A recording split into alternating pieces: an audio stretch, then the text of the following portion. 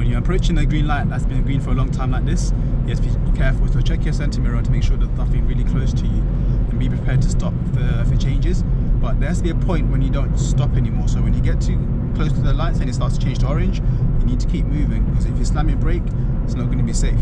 So right now these lights are green, and they've been green for ages, so I'm just keeping my foot over the brakes as I approach it, but now I don't need to anymore because I've gone past the point that I would have stopped. So if it had changed to orange by the time I put my foot on the brake there, I would have just carried on. So by the time I come with my brakes, I would have still carried on, because there's no time for me to stop there even if it changed to orange.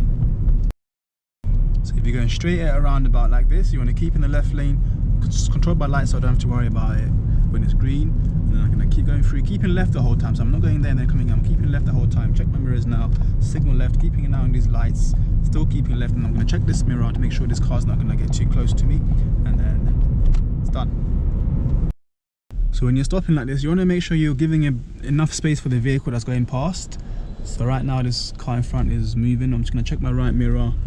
I'm going to carry on. This bus is waiting to come out, but I'm not going to worry about that too much because he's already letting both of us come through here like that. So sometimes you get people really close to you, or people going past you.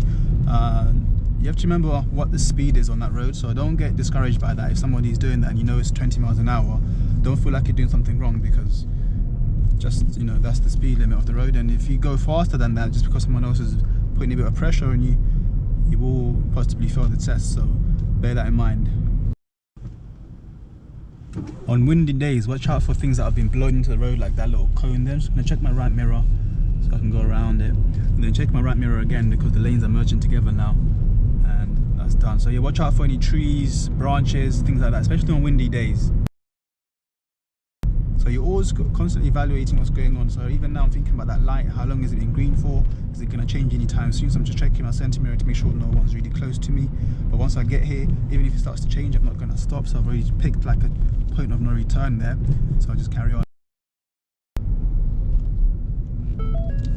Oh, look at that, it's telling me that we need fuel, so let's go and fuel up. Here we're going to turn right into the petrol station. So center mirror, right mirror, signal right. So I'm already looking at what pumps are available, what pumps are free, and I'm also thinking about what side my fuel cap is, which is on the left side of my car. So I'm going to want to be next to the pump on this side, so I can see one is free over there.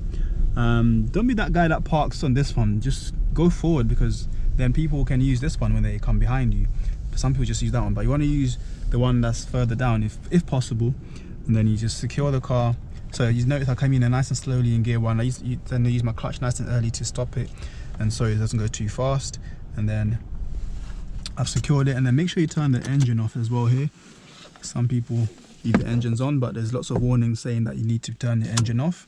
And in some cars you will need the key to actually open the cap, but in this car there is no cap. It's just open the flap and you push the nozzle in.